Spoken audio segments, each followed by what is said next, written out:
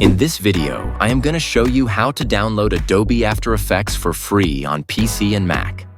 First, go to the link in the description that will take you directly to the Adobe Creative Cloud free sign-up page.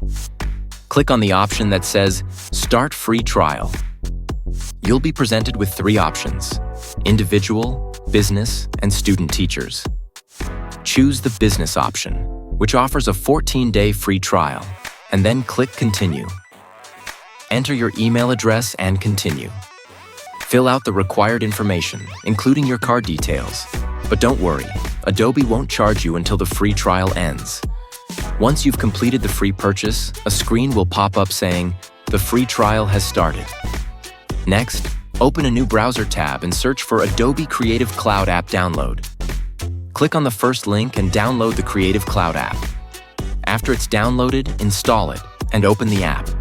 Sign in with the email account you used for the Adobe Cloud free trial and set a password. Be sure to follow all password requirements. Once signed in, you'll see a section called Apps. Click on it to view a collection of all Adobe software. Find After Effects and install the app. Once the installation is complete, open the app and enjoy Adobe After Effects for free for the next 14 days. And that was all. Subscribe, it's free.